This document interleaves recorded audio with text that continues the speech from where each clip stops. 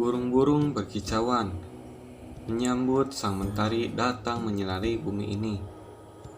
Angin berhembus membuat pohon terlihat seperti sedang menari.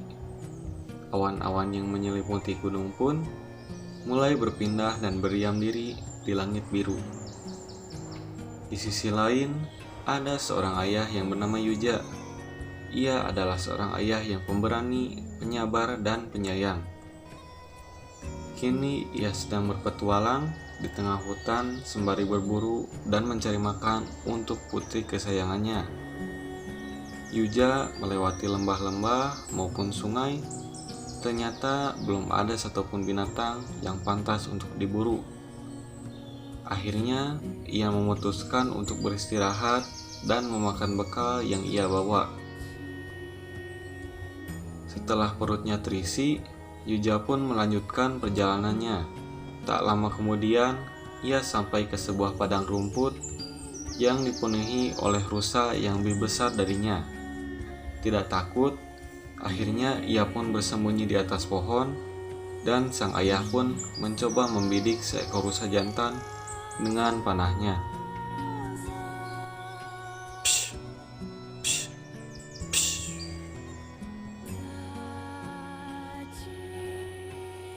Suara tembakan tiga panahnya terdengar begitu jelas, tetapi hanya satu panah yang mengenai badan rusa jantan itu. Merasa tidak aman, kumpulan para rusa akhirnya pergi melarikan diri dan meninggalkan seekor rusa jantan yang terluka. Yuja pun turun dari pohon dan berlari sesegera mungkin agar buruannya itu tak pergi terlalu jauh. Tak lama kemudian, ia pun melihat si rusa tergeletak di tanah. Saat ia menyentuh kepala si rusa, tak disangka rusa jantan masih hidup dan menggigit tangan Yuja. Seekor rusa jantan itu akhirnya terlihat menyerah dan terbaring lemah di tanah setelah melawan Yuja. Ia tak mau si rusa menderita lebih lama lagi. Dengan menutup mata, ia mengambil pisau dan menusuk buruannya itu dengan pelan. Dengan menahan luka parah yang ada di tangannya, Yuja kembali pulang sembari membawa hasil buruannya.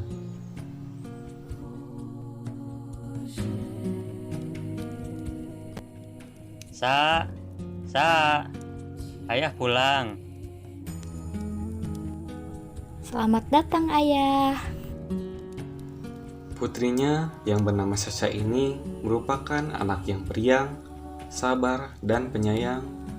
Dan tak lupa ia juga seorang anak yang pemberani, sama seperti ayahnya. Sasha selalu terlihat senang ketika sang ayah tercinta itu pulang ke rumah. Tetapi kali ini ia merasa khawatir setelah melihat luka yang ada di tangan ayahnya itu. Ayah kenapa? Oh ini bukan apa-apa nak. Tadi rusa ini malah melawan ayah. Kami bertengkar dengan hebat. Ini bukan apa-apa kok. Kamu jangan khawatir ya nak. Tak lama kemudian, Yuja pun terlihat pucat dan lemah. Sampai-sampai ketika masuk rumah pun seperti orang yang mau pingsan saja. Dengan cepat, Sasha membantu ayahnya untuk duduk di kasur.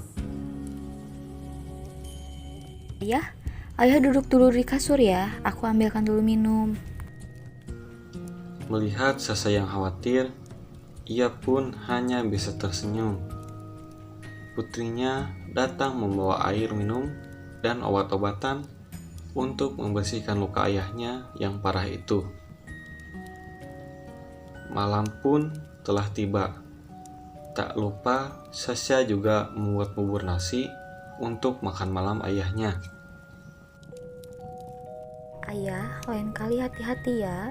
Sasha nggak mau lihat ayah sakit seperti ini. Iya, ayah tidak apa-apa nak. Kamu gak usah khawatir. Ayah kan kuat. tapi ayah sudah baikan sekarang. Keesokan harinya, siang dan malam, sang ayah masih terbaring lemah di kasurnya. Obat herbal yang diminum pun tetap tidak memberikan hasil yang bagus. Luka di tangan ayahnya itu malah terlihat menjadi warna ungu di balik perban yang ia pasang. Sasha sedih, dan ia tidak bisa tertidur selama ayahnya sakit. Setelah lama berpikir, akhirnya ia memutuskan untuk memulai perjalanan mencari obat untuk ayahnya itu.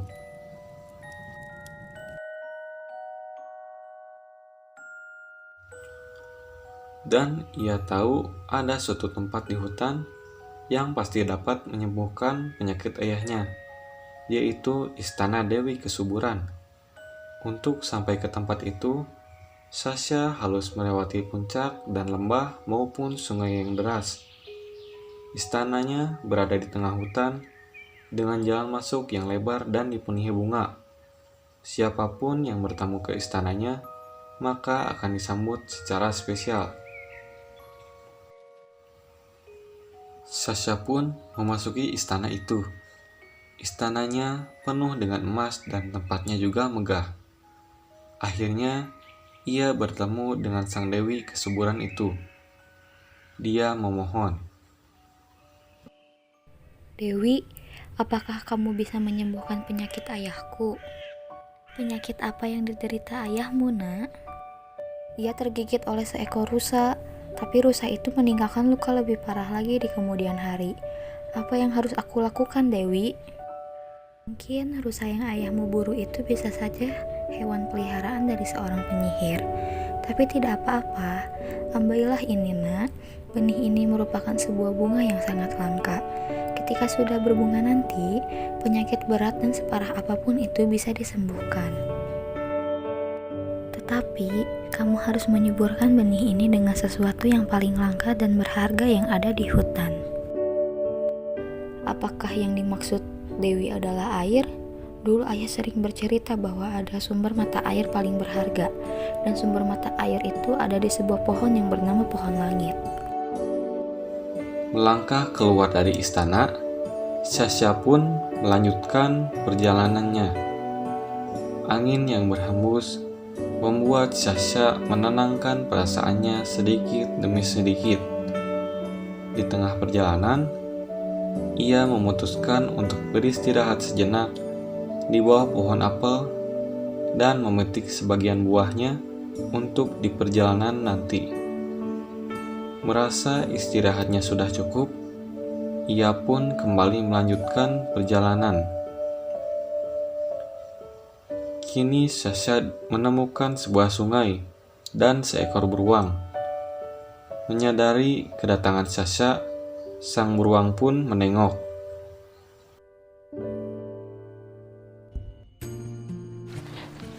Siapa? Sasha pun terkejut. Baru kali ini ia menemukan seekor beruang yang bisa berbicara. Akhirnya Sasha pun menjawab, Namaku Sasha. Aku sedang dalam perjalanan ke pohon langit. Tak lama sesudah Sasha berbicara, perut si beruang itu mengeluarkan suara keroncongan. Sasha pun khawatir, ia takut dikejar. Bolehkah aku meminta apel yang ada di tas keranjangmu itu, Sasha?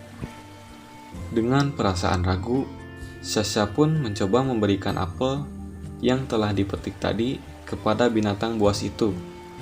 Tak disangka, ternyata beruang itu suka dengan apel Sasha. Sebagai tanda terima kasih, beruang itu pun membantu Sasha untuk melewati air sungai yang deras. Sasha, aku sangat berterima kasih kepadamu. Belakangan ini aku susah untuk mencari makan. Ikan-ikan yang ada di sungai pun tidak terlihat. Sebagai gantinya, kau boleh menunggangiku untuk menyeberang sungai deras yang ada di depan kita itu, oke? Mereka berdua pun melewati sungai deras itu. Setelah sampai di daratan lagi, mereka berdua saling mengucapkan selamat tinggal. Siang pun kini telah berganti menjadi malam. Angin-angin sudah mulai berhembus dengan kencang. Sasha kedinginan, namun ia masih tidak menyerah. Tak lama kemudian, pohon langit itu pun sudah mulai terlihat. Dan di atas sana ada seekor burung hantu raksasa yang menjaga tempat air suci itu. Setelah memanjat dan terus memanjat, akhirnya Sasha sampai di tempat air itu. Tetapi burung hantu tersebut tak akan membiarkan Sasha masuk, terkecuali jika ia memberi anaknya makan. Maka Sasha diperbolehkan untuk masuk dan bisa mengambil air itu untuk dibawa pulang. Dengan trik cerdiknya, Sasha memancing sejumlah ulat dengan apel-apel yang ia petik tadi. Alhasil, sang burung hantu pun puas dan memperbolehkan Sasha untuk masuk. Setelah sampai ke tempat itu, ternyata air yang ada di sebuah cawan besar sudah kering sejak lama. Ternyata si burung hantu itu telah menipu Sasha. Tanpa air berharga itu, maka bunga tidak akan bertumbuh. Dengan berat hati, Sasha memutuskan untuk pulang kembali ke rumahnya. Di perjalanan pulang, ia menemukan sang beruang itu lagi. Melihat ekspresi wajah Sasha yang sedih, ia merasa khawatir. Hei Sasha, kamu tidak apa-apa? Apa yang terjadi? Ayahku sedang sakit, dan Dewi Kesuburan memberiku benih ajaib ini, dan aku harus menyuburkannya untuk mendapatkan kesembuhan ayahku. Tetapi air yang kutemukan itu ternyata sudah kering sejak lama. Rasanya aku sudah berjuang tapi sia-sia saja. Sasha, jangan menangis, dengarkan aku. Tak ada perjuangan yang akhirnya sia-sia. Semua perjuangan yang sudah kamu lakukan nanti pasti akan ada hasilnya. Beruang itu mengelus rambut Sasha. Si beruang akhirnya mengantar Sasha untuk pulang kembali ke rumahnya. Sesampai di rumah, ia menangis di depan ayahnya. Sang ayah tidak kuat melihat putri kesayangannya itu menangis. Dia berkata kepada Sasha,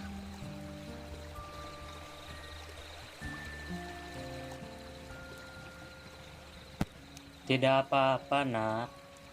Ayah hanya merasa mengantuk.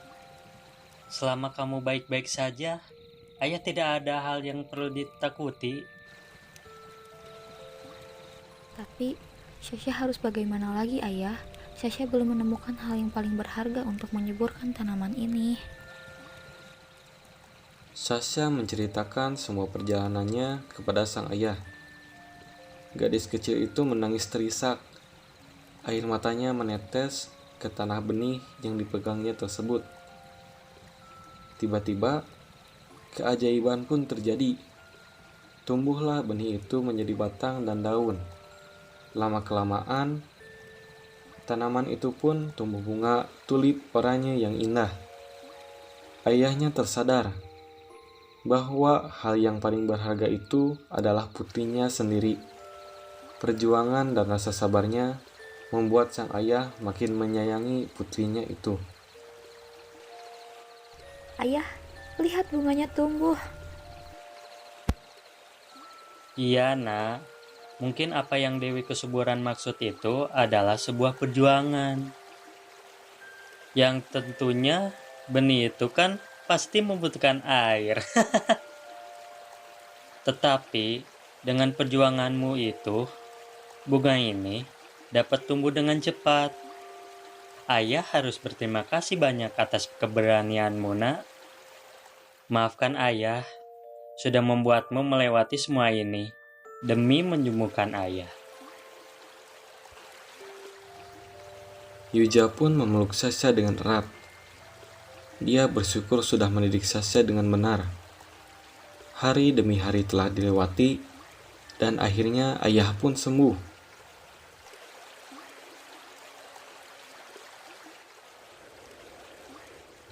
Untuk berterima kasih kepada sang Dewi Kesuburan, ayah dan putri kesayangannya itu menanam bunga tulip di taman rumah mereka yang begitu luas. Ratusan tulip menunjukkan bunganya dengan indah, dan sang Dewi Kesuburan pun terlihat senang. Sejak saat itu, Sasha dan ayahnya selalu melihat taman tulip dengan senyum yang lebar di bibir mereka. Dan pada akhirnya, mereka hidup bahagia selamanya.